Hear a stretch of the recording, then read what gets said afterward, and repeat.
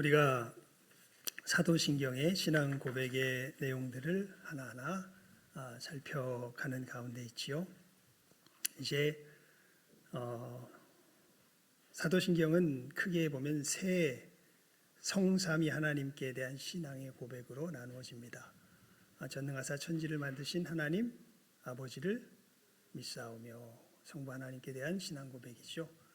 그 외아들 우리 주 예수 그리스도를 믿사오니 이는 성령으로 잉태하사 동정녀 마리아에게 나시고 본디오 빌라도에게 고난을 받사 십자가에 못 박혀 죽으시고 장사한 지 사흘 만에 죽은 자 가운데서 다시 살아나시며 하늘에 오르사 전능하신 하나님 우편에 앉아 계시다가 저리로서 산 자와 죽은 자를 심판하러 오시리라. 성자 예수님께 대한 신앙 고백입니다. 그리고 이제 마지막으로 누구에 대한 고백이요? 성령 하나님. 그래서 그 다음에 어떻게 시작됩니까? 성령을 믿사오며. 여러분, 우리가 이 성령에 대한 신앙 고백을 바라보면서 그 의미를 새길 때에 우리의 구원 전체를 다시 한번 되돌이켜 볼 필요가 있습니다. 결국 하나님께서 우리에게 베푸신 구원의 역사가 무엇입니까?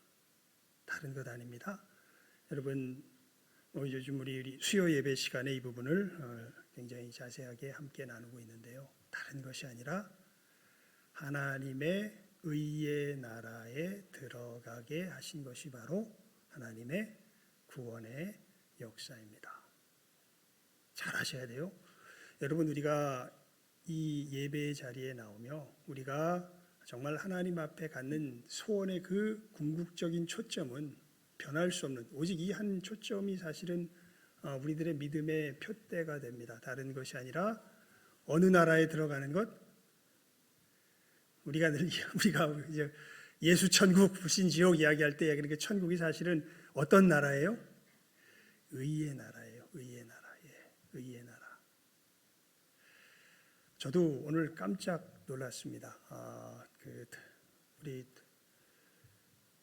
나는 이제 집에 있을 때 밤에 동생이 어디서 50몇 명이 죽었대. 그래서 어디 외국에서 무슨 참사가 났나 보다. 그러냐 별 생각 없이 지나가고 또 아침에 또 여러 가지 한다고 슉 지나가서 이제 몰랐다가 우리 중고등부 예배 드리면서 들었는데 이태원에서 그래서 제가 급하게 또 중고등부 예배 마치고 우리 교사회 끝나고 이제 잠깐 거기 유튜브 이렇게 틀어보니까 지금 현재 151명이 지금 죽은 것으로 그렇게 추정된다 그러더라고요. 이태원에서 그 할로윈 축제로 사람들이 모였는데 모르겠습니다. 저도 이렇게 틀어보진 못했어요. 그냥 선생님들한테 전해 들은 이야기로 여러분들에게 잠깐 들으면 이렇게 경사가 져 있다면서요. 그 이태원 길이 경사가 져 있는데 여기에 어마어마한 사람들이 모여가지고 이게 누가 하나 잘못해서 넘어졌는지 이게 마치 도미노처럼 이렇게 밀려가지고 압사해서 대개 20, 30대의 10대, 20대라고 그러네요. 10대, 20대의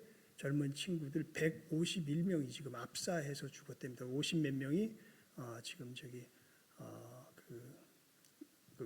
그러니까 위험한 지경에 처해 있고 부상을 당한 상태에 있고 151명이 제가 아까 확인했을 때 151명이 압사해서 죽었다 이렇게 되어 있습니다. 여러분 할로윈 축제가 사실은 귀신을 맞이하는 축제지요. 그러면서 지금 이 땅 가운데 여러분 우리들의 욕망과 욕구를 그대로 풀어놓는 것이야말로 진정한 자유라고 이야기하며 이런 식의 단서는 달지만 그게 뭘 의미하는지는 아무도 모릅니다. 남에게 피해를 안 주는 이상 내 마음대로 할 권리가 있다. 그러니까 여러분 우리들의 쾌락을 무절제하게 풀어놓게 될 때에 그 끝이 어떻게 되는가라는 것을 어떻게 보면 그 얘기를 듣는 순간 느껴지더라고요. 만약에 우리가 무절제한 우리들의 쾌락을 그대로 내버려 두게 될 때 그 친구들이 무슨 뭘 남을 해코지하기 위해서 그랬겠습니까? 그냥 자기들 좋아하는 대로 쾌락을 즐기기 위해서 그 이태원 거리에 어마어마한 인파들이 모여가지고 있다가 절제가 되질 않으니까 그 무절제 속에서 사실은 그만 압사하면서 오히려 즐기러 갔다가 자기의 생명이 끝나게 되는 그러한 일들이 벌어지죠. 왜 그렇습니까? 그러면 성령의 9가지 열매의 마지막 열매가 뭐죠? 그렇게 우리가 어렵죠. 대충 짐작은 가시죠. 뭡니까? 절제입니다. 절제. 사랑, 희락, 화평 쭉 해서 제일 마지막이 뭐예요? 절제예요. 절제. 그러니까 여러분, 쾌락과 기쁨은요 전혀 다릅니다. 하나님께서 우리에게 주시는 것은 기쁨이고 우리가 찾는 것도 사실은 기쁨이에요. 그런데 우리들이 부패하여서 하나님의 곁을 떠나면서 이 기쁨을 부패한 상태 속에서 추구하는 게 쾌락이 되죠. 그 쾌락을 추구하여 나갈 때 우리를 속에 벌어지는 참사가 사실은 제가 오늘 아침에 들었던 그 이야기죠.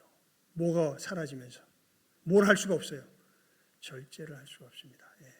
그렇게 되면서 수많은 사람들이 끔찍한 상황에 처해 있는데, 여러분 이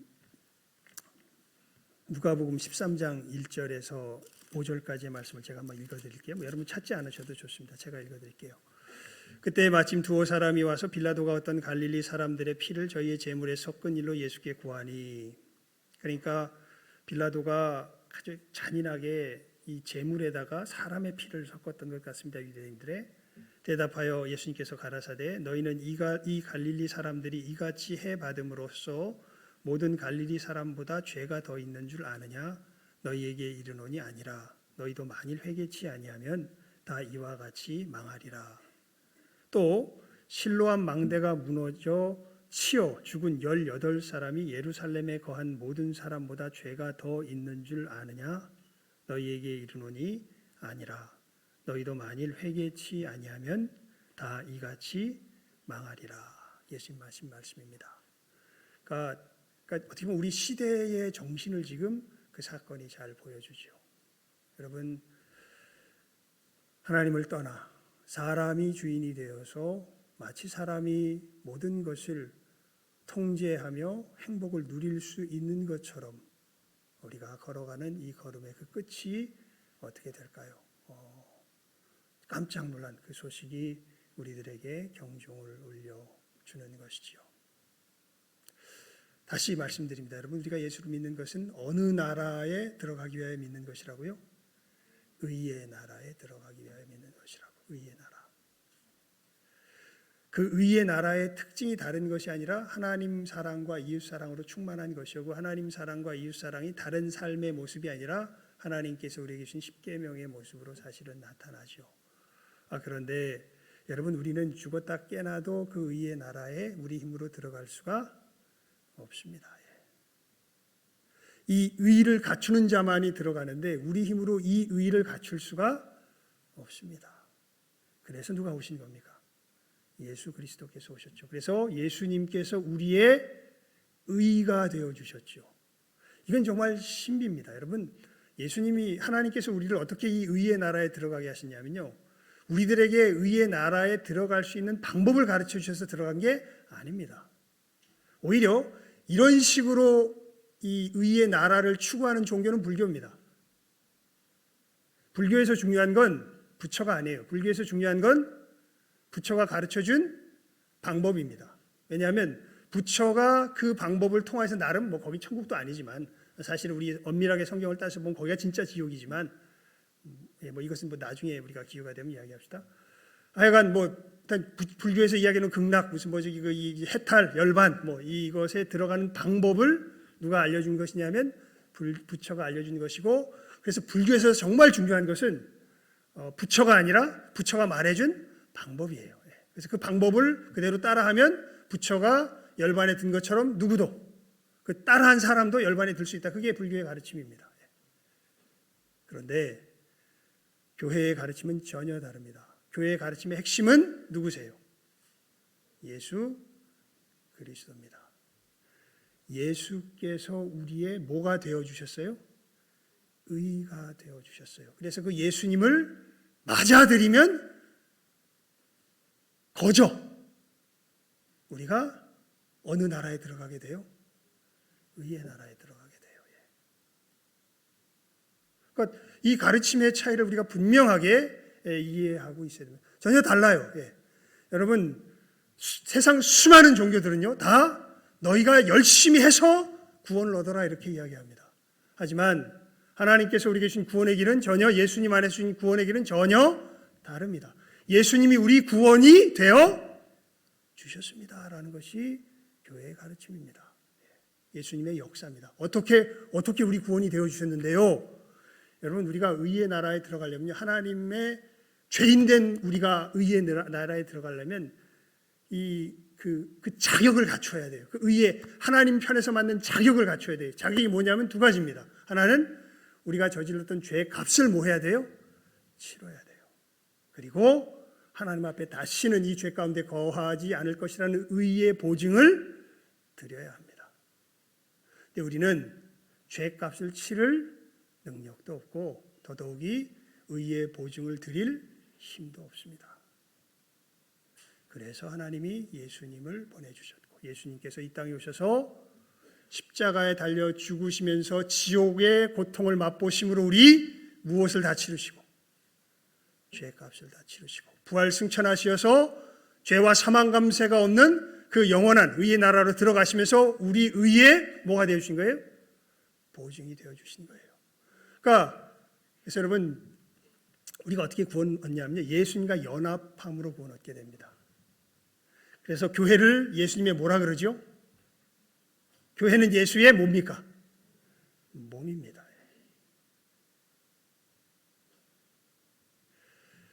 자, 근데 여러분, 이 구원이 우리에게 임할 때 요것을 성경이 구별하며 우리에게 이야기해주고 우리가 구별할 필요가 있습니다. 예수님께서 십자가에서 죽으시고 부활하셨다고 우리 모두가 구원받는 게 아닙니다. 이 예수님의 죽으심과 부활하심의 구원의 은혜를 입는 사람은 이 예수님을 자기의 주요 하나님으로 뭐하는 사람들이, 영접하는 사람들이, 맞아들이는 사람들이 구원을 얻습니다. 선물로 의의 나라에 들어가는 그 구원을 얻습니다. 굉장히 중요합니다, 여러분. 그러니까 우리가 하나님 앞에 죽을 수밖에 없는 죄인인 것과 예수께서 우리를 위하여서 십자가에 죽으시고 부활하신 그 구원의 역사를 이루신 것으로서 우리의 구원이 완성되는 것이 아니라 이 예수님을 각 사람이 자기의 구원자, 자기의 하나님으로 모함으로, 영접함으로, 맞이함으로 우리 한 사람이 어디에 들어가게 돼요? 천국의 의의 나라의 구원에 들어가게 됩니다. 그러니까 이것을 분명하게 하셔야 돼요. 그러니까 여러분, 이 사실을 전해주는 게 교회의 가장 중요한 사명 중에 하나예요.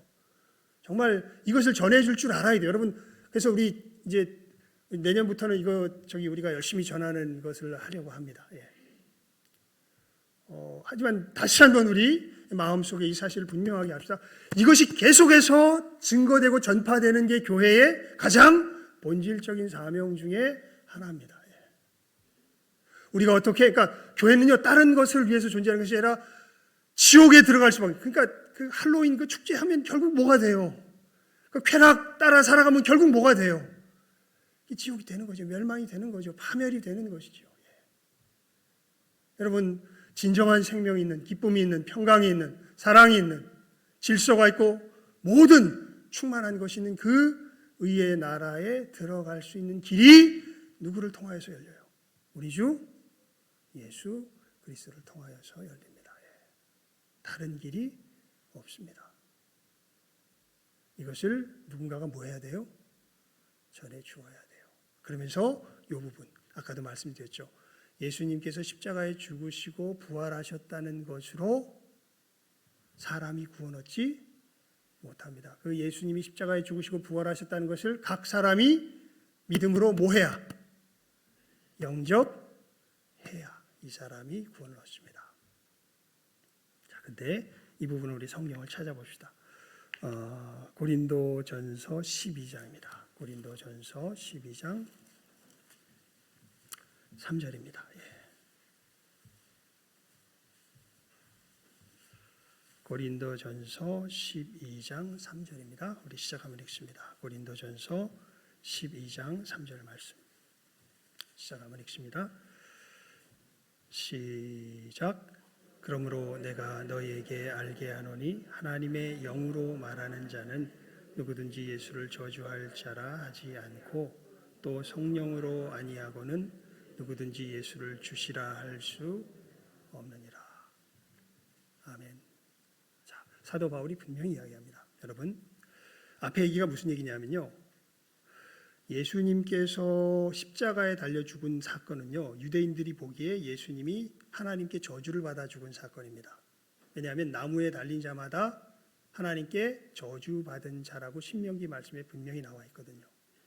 그러니까 예수님은 하나님의 뭘 받아서 죽으신 거예요? 저주를 받아서 그건 변함이 없어요. 그것은 사도들도 이야기하고 모두가 이야기합니다. 그런데 왜 저주를 받으신 겁니까? 유대인들은 예수님이 하나님을 사칭하고 다녀서 신성 모독죄를 범하였기 때문에 예수님의 죄 때문에 뭘 받았다? 저주받았다 이야기하고, 우리 그리스도인들은 예수님은 죄가 있으시다 없으시다? 없으시다. 그런데 누구 죄를 짊어지시고? 우리의 죄를 짊어지시고 우리의 죄값을 치르시는 것이기 때문에 하나님께 뭘 받았다? 저주를 받았다. 그러니까 진짜로 우리의 죄값이 누구 안에서 치러졌다는 거예요. 예수 안에서 치러졌다는 거예요.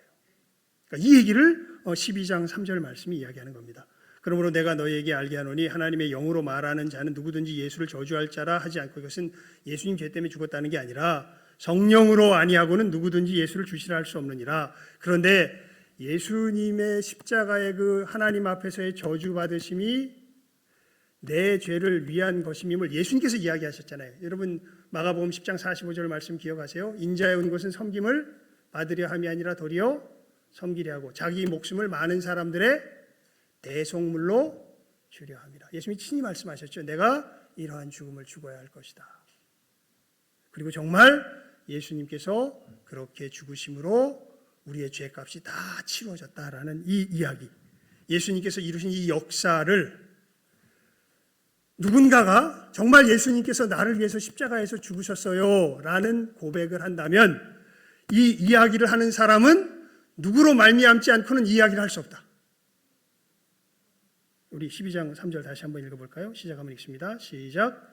그러므로 내가 너희에게 알게 하노니 하나님의 영으로 말하는 자는 누구든지 예수를 저주할 자라 하지 않고 또 성령으로 아니하고는 누구든지 예수를 주시라 할 수 없느니라. 그러니까 무슨 얘기냐면요, 이것을 정말 자기의 신앙 고백으로 진실하게 맞아요, 예수님께서 정말 나를 위해서 죽으셨어요 라는 것을 고백할 수 있는 사람 속에는 누가 없으면, 성령이 없으면 이 일은 일어난다 안 일어난다? 일어날 수 없다라는 것이 우리가 읽었던 고린도전서 12장 3절 말씀의 내용입니다. 그러니까 여러분, 예수님을 영접하는 데는 누구의 역사가 반드시 있어야 돼요? 성령의 역사가 반드시 있어야 합니다. 우리 사도신경 세 번째 대목이 어떻게 시작한다고요? 성령을 믿사오며. 영의 역사가, 여러분 영의 역사라는 게 뭘까요? 영의 역사. 성령을 우리들에게 뭔가 알아들을 수 있는 말로 설명할 때 어떻게 설명하냐면, 뭐에 비유해서 설명하냐면요, 이게 참 조금 좀 당혹스럽긴 한데, 뭐에 비유해서 설명하시냐면, 뭐에 비유해서 설명한 줄 아세요? 술 취한 것에 비유해서 설명합니다. 여러분, 술 취한 사람들 보면 어떻습니까? 술에 정말 취했다면 자기 몸을 누가 제어하지 못해요? 자기가 제어하지 못하죠. 뭐가 제어합니까? 술기운이 제어하죠. 마찬가지로, 그러니까 놀랍게도 성령께서 우리에게 임하였을 때 성령이 우리와 함께 하시다는 것을 어떤 것과 대비해서 우리에게 설명해 준다고요? 술 취한 것과 대비해서 우리에게 설명해 준다고요. 술 취하지 말라, 이는 방탕한 것이 성령의 충만함을 입으라, 뭐 이렇게 이야기를 하시잖아요. 여러분, 성령께서는 우리 안에 영으로서, 이렇게 강력한 우리의 정신을 휘감아가는 영으로서 함께 하십니다. 이게 이 구체적인 상황을 아는 게 필요한 게요. 여러분, 우리 그런 말 하죠. 아이고, 내가 무슨 정신으로 그런 일을 했는지 모르겠어요. 너 정신이 있냐 없냐? 그러니까 우리 삶의 가장 근본적인 어떤 삶의 핵심을 이루며 나가는 삶의 근본을 이룰 때 우리는 무엇을 말하며 이야기하냐면 정신을 이야기합니다. 그런데 그 정신을 뭐라 그럴까요? 지배하며 통제하는 그 깊은 존재, 그것이 이제 이 예수 안에서 거듭난 사람들이 성령님과 함께하는 자들이고요. 만약 성령님이 함께하지 않는다면 그 정신의 깊은 곳을 통치하는 이는 누가 통치하고 있을까요? 우리의 정신의 깊은 곳을 통치하고 있는 이는 누가 통치하고 있을까요? 사단이 통치하고 있죠. 예. 여러분, 중립지대는 없습니다. 예. 사람의 영은요, 누가 통치하지 않으면, 사단이 통치하지 않으면 누가 통치할까요? 성령께서 통치하십니다. 자, 그랬을 때 여러분, 그러니까 그 정신적인 역사 속에서 나타나는 거죠.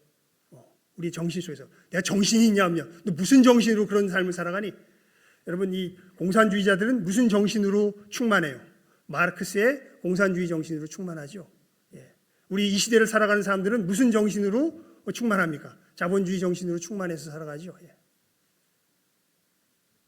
마찬가지로 예수의 사람은 누구의 정신으로 충만하여 살아가는 사람들이에요?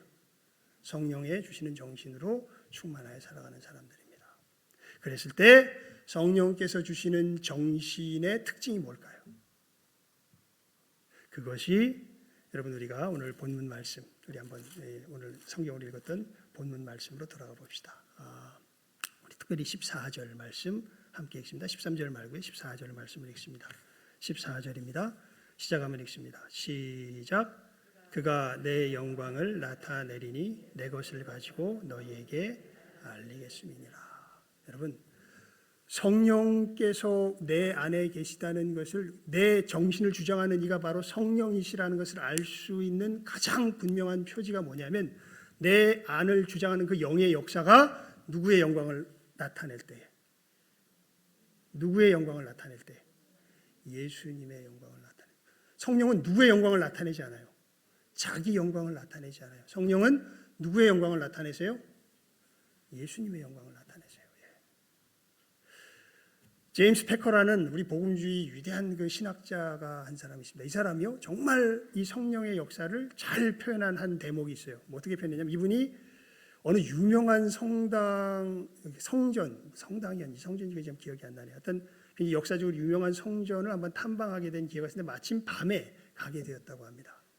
근데 밤인데도요, 이거 제대로 볼 수나 있을래나 싶어서 그 건물을 찾아갔는데 그 건물이 정말 밤에 오히려 훨씬 더 아름답고 찬란하게 그 건물이 그대로 드러나 보이는 거예요. 왜 그런가? 건물만 그렇게 빛이 나면서 드러나 보이는 거예요. 그래서 왜 그런가 이렇게 보니까 밑에 조명이 있는 거예요. 조명이 있어야지, 조명이 뭐를 갖다가 그렇게 그대로 이 밤이지만 찬란하게 드러내요. 그 건물을 밤이지만 찬란하게 드러내요. 그래서 조명이 있는 건 몰랐어요. 나중에 가서 보니까 알았어요. 성령의 역사가 이와 똑같습니다. 성령은 누구를 찬란하게 드러내 보여주시는 분이세요? 예수 그리스도를 찬란하게 드러내 보여주시는 분이세요. 예수님께서 이루신 역사가 무엇인지를 우리들 속에, 여러분, 제가 자주 외워드리는 말씀이 있죠. 갈라디아서 2장 20절의 말씀. 내가 그리스도와 함께 십자가에 못 박혔나니. 여러분, 정말 이것이 여러분의 신앙 고백이 되십니까? 정말 여러분들 예수님과 함께 십자가에 못 박혔음을 정말 진실한 마음으로 고백하십니까? 그런즉 이제는 내가 산 것이 아니오 오직 내 안에 그리스도께서 사신 것이라. 이제 내가 육체 가운데 사는 것은 나를 사랑하사 나를 위하여 자기 몸을 버리신 하나님의 아들을 믿는 믿음 안에서 사는 것이라. 정말 내가 그리스도와 함께 십자가에 못 박혀 죽고 이제는 내 안에 사는 이가 내가 아니라 예수 그리스도이신 것을 여러분 진실하게 고백이 되십니까? 제가 이렇게 말하면서도요, 저도 어떨 때는 제 의식 속에서 이게 흔들할 때가 있어요. 근데 여러분, 흔들거림이 오래 가지 않습니다. 왠 줄 아세요? 내 의식을 넘어서서 계시는 어떤 영의 역사가 있어요. 그러면서 저에게 알게 하세요. 야, 너, 특히 우리가 죄를 짓거나 잘못할 때 그러죠. 너 그렇게, 이제 사단의 역사죠. 정죄하는 역사, 참수하는 역사입니다. 네가 예수 믿는다 그러면서 그런 짓 하고도 네가 예수 믿는다고 할 수 있을 것 같아? 웃기고 자빠졌네. 차라리 예수님 위해서는 교회 나가. 그게 나아. 예. 네가 그딴 짓 하고서 무슨 예수 믿는 사람이라고 그래? 예. 여러분, 이 얘기는 아주 교묘한 함정이 숨어 있습니다. 여러분, 우리는 누구의 손으로 만든 바가 우리예요? 내 손으로 만든 바가 나예요? 예수님 손으로 만든 바가 나예요? 예수님 손으로 만든 바가 나예요. 예. 그런데 그 참소의 음성에 싹 들어가면 너는 누구 손으로 만든 게 너야? 이렇게 얘기해요. 네 손으로 만든 게 너야? 이렇게 얘기해요. 그때 우리 안에 누가 계세요? 성령께서 계세요. 내가 그리스도와 함께 십자가에 못 박혔나니 그런즉 이제는 누가 산 것이 아니라 내가 산 것이 아니라 오직 내 안에 그리스도께서 사신 것이 맞다. 내가 잘못한 거 맞다. 나 악하다. 악한 짓 했다. 하지만 예수님께서 이런 내 죄값을 어디서 다 치르셨다. 십자가에서 다 치르셨다. 그리고 부활하셔서 어디에 계시다 지금? 하나님 우편에 계시다. 주님께서 내 뭐가 되신다? 의가 되신다. 이 의는 내가 주님께 뭐로 받은 거다? 선물로 받은 거다. 네가 아무리 나를 정죄해도 이것은 파괴되지 않는다. 주님께서 너를 짓누르시고 승리하셨다. 사단아 물러가라. 이 역사는 누가 계신 사람들만 일어나요. 그 안에 성령께서 계신 사람들만 일어나요. 그렇지 못한 사람은요 결국 자기 의 속에서 멸망합니다. 그래 나는 형편없어. 나는 쓸데없어. 여러분 이 길을 걸어간 사람이 누구예요? 예수님의 12 제자 중에 가룟 유다죠. 하지만 이와 똑같은 위기에 처해 있었지만 예수님의 은혜로 사도 중에 사도가 된 사람이 누굽니까? 베드로죠. 여러분 성령의 역사는 누구의 영광을 나타내요? 예수님의 영광을 나타내요. 그 영광이 구체적으로 어떤 모습으로 나타나냐면 여기에 대해서는 이제 본문으로 읽지는 않았습니다. 그냥 앞에 있는 부분이라 우리가 요한복음 16장 우리 13절 14절을 봤으니까 그 위에 부분 7절에서 우리 11절까지 우리 함께 읽어봅니다. 요한복음 16장 7절에서 11절까지 말씀입니다. 시작하면 함께 읽습니다. 시작. 그러하나 내가 너희에게 실상을 말하노니 내가 떠나가는 것이 너희에게 유익이라. 내가 떠나가지 아니하면 보혜사가 너희에게로 오지 아니할 것이요 가면 내가 그를 너희에게로 보내리니 그가 와서 죄에 대하여 의에 대하여 심판에 대하여 세상을 책망하시리라. 죄에 대하여라 함은 저희가 나를 믿지 아니하며 의에 대하여라 함은 내가 아버지께로 가니 너희가 다시 나를 보지 못하며 심판에 대하여라 함은 이 세상 임금이 심판을 받았음이니라. 아멘. 그러니까 사실 이 얘기는 제가 조금 전에 영광을 어떻게 보여주시는지에 대한 구체적인 예를 그냥 미리 우리들 속에 정죄의 의식이 우리를 짓누르려고 할 때 성령께서 어떠한 역사를 예수 그리스도 안에 있으신 이 십자가의 구원의 역사를 어떻게 보여주시며 이루어지는지를 요 말에 대한 설명이 조금 전에 제가 드렸던 그 이야기입니다. 사실은 이 성령께서 이 세상을 책망하신다 그랬는데요. 뭐에 대해서 책망하신다 그러냐면 죄와 의와 뭐에 대해서요? 심판에 대해서요. 그 죄가 뭘까요? 뭐가 죄일까요? 그랬더니 성령께서 뭘 죄로 우리들에게 세상의 사고를 책망하시냐면 예수님을 뭐하지 아니하며 믿지 아니하며. 여러분 십자가의 메시지의 가장 본질적인 두 내용이 있습니다. 그게 뭐냐면요. 이 세상에 죄인이 아닌 사람이 없다 하는 것입니다. 그러니까 예수님께서 십자가에서 죽으신 것은 우리의 죄를 뭐 하시기 위해서 죽으신 거예요? 대속하시기 위해서 죽으신 거예요. 그 얘기는 무슨 얘기냐면 이 세상에 죄인 아닌 사람이 있다 없다? 없다 뜻이에요. 난 죄인 아닌데? 그러면은 예수님께서 십자가 지신 것이 헛일을 한 것이라고 뭐 하는 거예요? 증명하는 셈이 돼요. 그런 사람이 있으면 예수님이 정말 헛되이 죽으셨습니다. 그러니까 십자가는 너무나 분명하게 우리들이 한 가지 사실을 본질적으로 전해줘요. 이 세상에 죄인 아닌 사람이 있다 없다? 없다. 그리고 또 한 가지 중요한 메시지가 뭐냐면 이 세상에 구원받지 못할 죄인도 없다. 누구를 믿으면? 예수를 믿으면. 어떤 죄인이라도 어떻게 된다? 구원 얻게 된다. 그게 그러니까 이 일에 대하여서 이 예수님의 십자가의 메시지가 증거하는 것이, 여기에 가장 근본적인 것이 우리가 하나님 앞에 모두가 다 죽을 수밖에 없는 무엇이라고요? 죄인이라는 것을 우리들에게 전하여 줍니다. 그러니까 예수님의 십자가를 믿는다는 것은 이 분명한 자기 인식을 통과한 사람들이라야 믿어요. 그리고 이 일은 성령께서 역사하셔야 우리 가운데 알아집니다. 왜냐하면 세상에서는요, 어떤 행동과 다른 사람들과의 비교를 통하여서, 그리고 궁극적으로는 자기의 기준 속에서 죄를 따집니다. 하지만 진짜 죄는요, 우리가 따지는 그 기준도 사실 누구 거를 살짝 빌려온 것이냐면 하나님의 것을 살짝 빌려온 것이에요. 진짜 하나님 앞에서 우리의 모습을 보여주는 그 역사, 그것은 성령의 역사 외에는 없고요. 이렇게 진짜 하나님 앞에서 우리의 모습이 비춰질 때 우리는 다 죽을 수밖에 없는 죄인이라는 것이 드러납니다.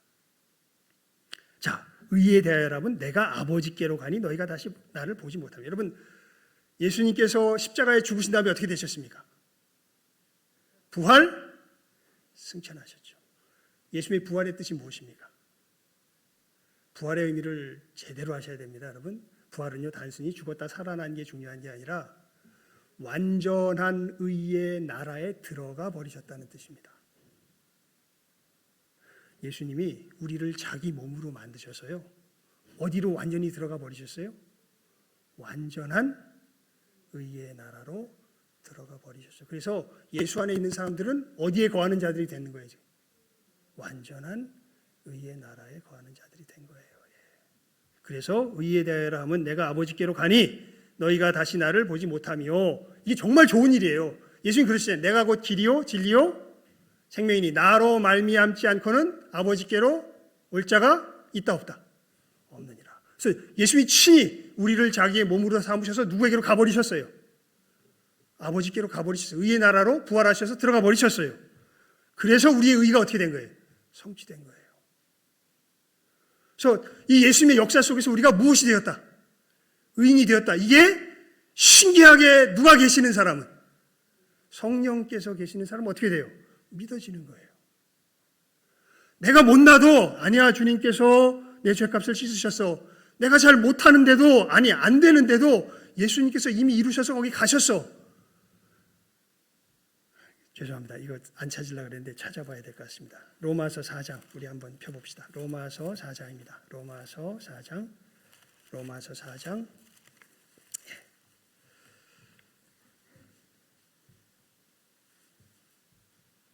18절 말씀. 18절에서 25절까지 우리 함께 읽어봅시다. 로마서 4장 18절에서 25절까지 말씀입니다. 시작하면 읽습니다. 로마서 4장 18절에서 25절입니다. 시작. 아브라함이 바랄 수 없는 중에 바라고 믿었으니 이는 내 후손이 이 같으리라 하신 말씀대로 많은 민족의 조상이 되게 하려 하심을 인함이라. 그가 100세나 되어 자기 몸에 죽은 것 같음과 사라의 태에 죽은 것 같음을 알고도 믿음이 약하여지지 아니하고 믿음이 없어 하나님의 약속을 의심치 않고 믿음에 견고하여져서 하나님께 영광을 돌리며 약속하신 그것을 또한 능히 이루실 줄을 확신하였으니 그러므로 이것을 저에게 의로 여기셨느니라. 저에게 의로 여기셨다 기록된 것은 아브라함만 위한 것이 아니요 의로 여기심을 받을 우리도 위함이니 곧 예수 우리 주를 죽은 자 가운데서 살리신 이를 믿는 자니라. 예수는 우리 범죄함을 위하여 내어 줌이 되고 또한 우리를 의롭다 하심을 위하여 살아나셨느니라. 아멘. 여러분, 아브라함의 믿음의 특징을 사도 바울이 뭐라고 이야기하냐면 바랄 수 없는 중에 바라고 믿었다 얘기합니다. 그러니까 이게 될 것이라는 생각이 전혀 안 드는데 그렇게 되었다고 받았다는 거예요. 왜? 하나님이 약속하셨기 때문에. 하나님의 약속이기 때문에, 다른 이유가 없어요. 내 머릿속에서 이게 될 것이라는 생각이 안 들어요. 그런데 하나님이 어떻게 하셨어요? 약속하셨어요. 그렇다고. 그래서 어떻게 해요? 받아요. 그래서 그가 100세나 되어 자기 몸에 죽은 것 같은가 사라의 태에 죽은 것 같음을 알고도 믿음이 약하여지지 않니. 여러분 100세 된 사람이 어떻게 애 낳겠습니까? 사라는 이미 경수가 끊어졌는데 어떻게 애를 낳겠습니까? 이건 말이 안 되죠. 그런데 하나님이 약속을 주세요. 네가 사라를 통하여 아들을 낳을 것이다. 그랬더니 아브라함이 어떻게 했다고요? 사라와 같이 동침했다고요. 예. 왜요? 하나님이 뭐 하셨으니까? 약속하셨으니까. 그래서 누구를 낳아요? 이삭을 낳죠. 이 믿음이 우리의 믿음이에요. 어떻게 예수님의 십자가의 죽으심이 내 죄값의 치름이 되고 예수님의 부활하심이 내가 온전한 의를 이룸이 돼요. 그런데 하나님이 예수님의 십자가로 어떻게 하세요? 우리들에게 이 약속을 주셨어요. 그래서 성령이 역사하는 사람은 이 역사를 통하여 내가 내 죄가 어떻게 되고 값이 치러지고 내가 하나님의 의에 참여하게 됨을 뭐 하게 돼요? 말 그대로 믿게 돼요. 이것은 누가 역사해야 돼요? 성령께서 역사해야 돼요. 이건 사람의 힘으로 일어날 수 있는 일이 아니에요. 아무리 무슨 설득을 하고 무슨 뭘 해도 일어날 수 있는 일이 아니에요. 이건 누가 역사해야? 성령께서 역사해야 돼요. 그리고 이 역사가 일어날 때 가장 첫 번째 단추는 우리의 죄인됨이 알아지는 거예요. 죄에 대하여. 그리고 예수께서 우리의 의되심을 알게 되는 거예요. 의에 대하여. 그리고 우리의 하나님 나라에 참여함이 우리의 노력과 공로가 아니라 이 예수의 역사로 말미암아 이미 성취되었다는 것을 누구를 심판하심으로? 세상 임금 마귀를 심판하심으로 알게 하시죠. 왜냐하면 아까 말한 그 역사 속에서 갈라디아서 2장 20절을 설명하는 그 역사 속에서 우리가 알게 돼요. 마귀는 끊임없이 우리를 뭐해요? 우리 행위를 근거 삼아서 참소합니다. 하지만 성령께서 계시는 사람은 누구의 행위를 방패 삼아서? 예수의 행위를 방패 삼아서 이 모든 지옥의 불화살을 어떻게 해요? 다 쳐서 물리치며 하나님 나라의 믿음으로 의의 걸음을 한 걸음 한 걸음 걸어가게 되는 것이죠. 이 역사가 누구의 실제로 우리 마음속에 일어날 때는 누구의 역사로 말미암는 것이라고요? 성령의 역사로 말미암는 거예요. 이 성령께서 역사하실 때 그 역사의 특징은 누구의 영광을 드러내시는 것이라고요?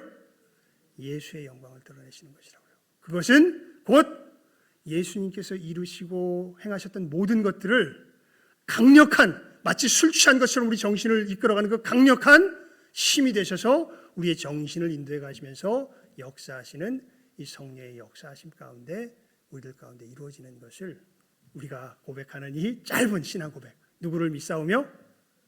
성령을 믿사오며라는 이 고백 가운데 우리가 담아서 고백하는 것입니다. 이 신앙 고백을 이 믿음 가운데 진실하게 고백하며 나아갈 줄 아는 이 시간 함께하는 우리 모든 귀한 영혼들 다 될 수 있기를 주님의 이름으로 축원을 드립니다. 기도하겠습니다. 하나님 아버지 감사합니다. 우리 귀한 영혼들 하나님께서 은혜 가운데 붙들어 주시고 우리 가운데 역사하시는 성령의 역사를 참으로 구체적인 말씀을 통하여서 하나님 깨달아 알 수 있는 귀한 은혜를 주시기를 이 시간 간절히 바라옵고 소원하옵나이다. 하나님 성령님 역사가 다른 것을 드러내심으로 일어나는 것 아니라 하나님이여 우리 주 예수 그리스도께서 이루신 이 놀라운 구원의 역사를 예수님이 누구시며 어떤 일을 행하셨는가를 우리 가운데 분명하게 나타내시는 그 영의 역사야말로 성령의 역사인 것을 저희들 분명하게 보아 깨달아 알게 해주시고 이제는 어리석은 자가 되어서 신비한 현상이나 여러 가지 참으로 현혹되는 것에 우리의 마음이 참으로 홀리는 것 아니라 이 분명한 분별력을 가지고 성령의 인도하심 따라 주의 손 꼭 붙들고 천성을 향하여 우리의 믿음의 걸음 한 걸음 한 걸음 전진하여 나아갈 줄 아는 이 시간 함께하는 모든 귀한 영혼들 다 되게 하여 주시기를 간절히 바라옵고 소원하오며 모든 것 예수님의 이름으로 기도드리옵나이다. 아멘. 우리 찬송 169장 부르시며 준비한 예물 드리도록 하겠습니다.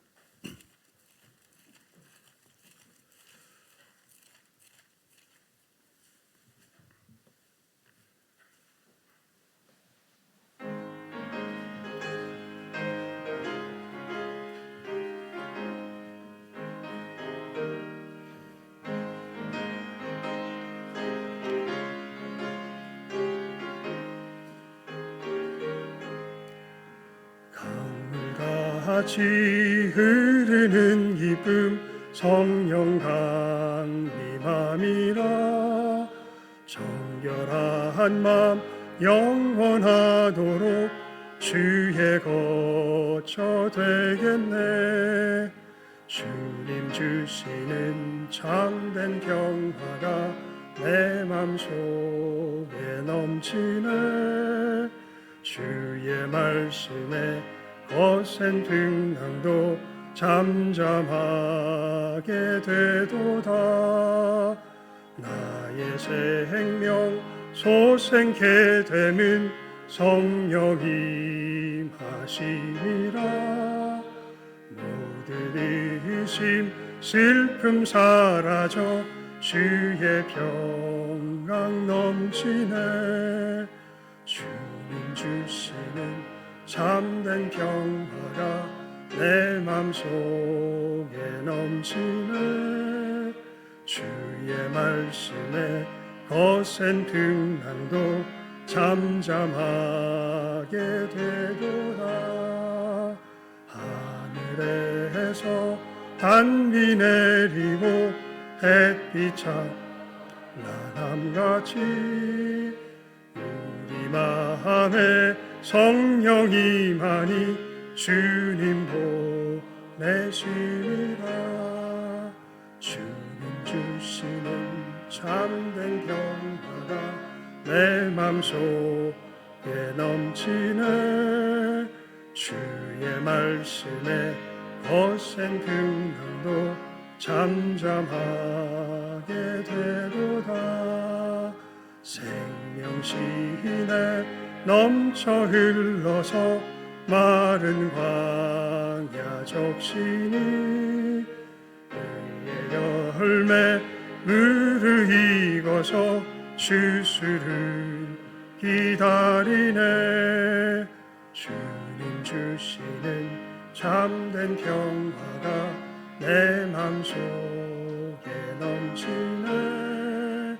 주의 말씀에 거센 풍랑도 잠잠하게 되도다. 놀라우신 주의 은혜로 주의 낯을 보겠네. 평화로운 안식처에서 영원토록 쉬겠네. 주님 주시는 참된 평화가 내 맘속에 넘치네. 주의 말씀에 거센 풍랑도 잠잠하게 되도다.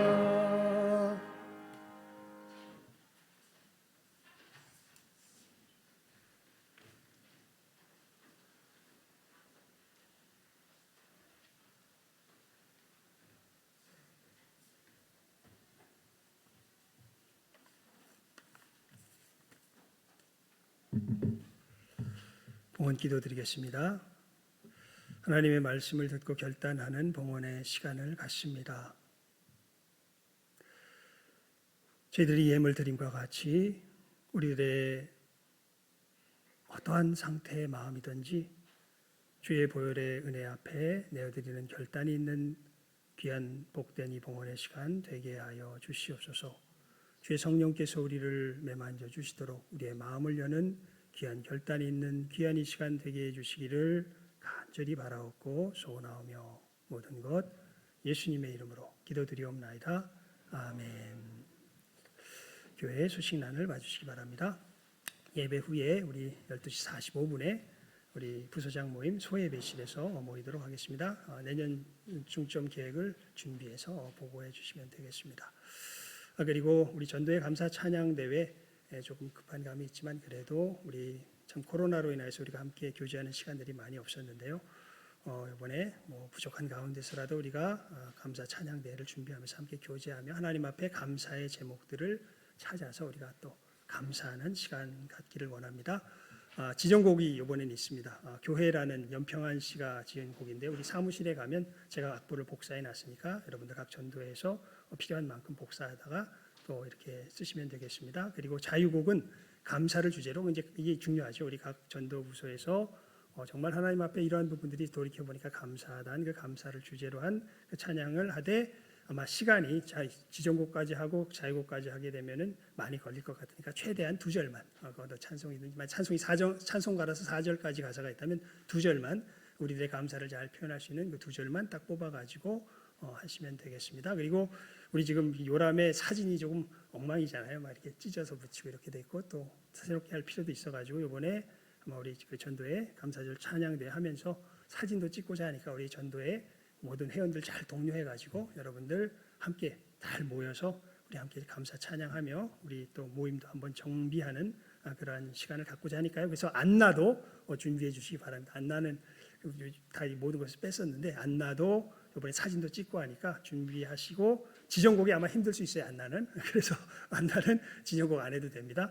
안나는 이제 자유곡만 준비하실 테니까 안나도 준비하셔서 이번에 우리 감사절 찬양대회 준비해 주시길 바라고요. 또 여러분들 다 아시지만 우리 또 성찬절이 멀지 않지 않았습니까? 각 부서들 또 전도회들 또 이것도 아울러서 한번 요번에 그 여러 가지 종합적으로 함께 하나님 앞에서 우리가 다시금 일어서며 또 재정비하는 마음으로 하나하나 준비해 주시기를 바랍니다.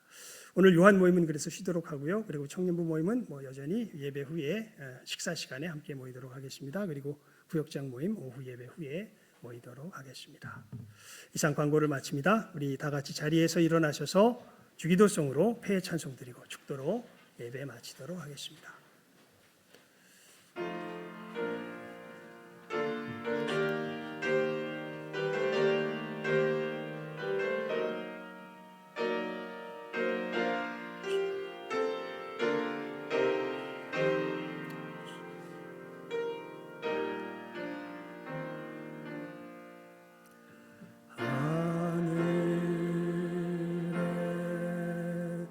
계신 아버지 이름 거룩하사 주님 나라 임하시고 뜻이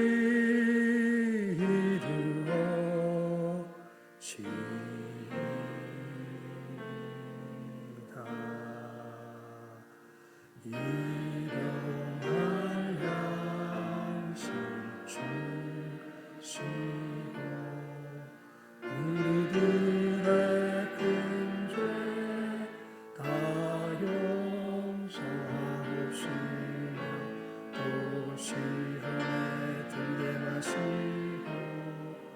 악에서 구원하소서. 내게 주의 나라 주의 권세 주의 영광 영원히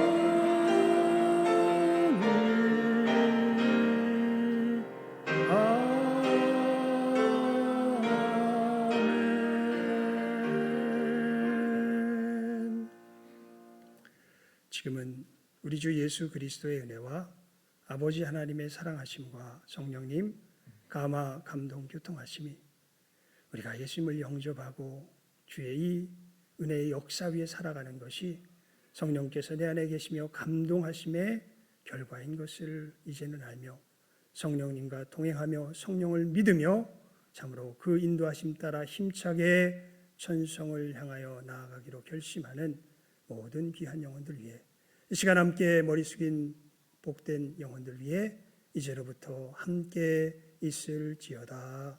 아멘.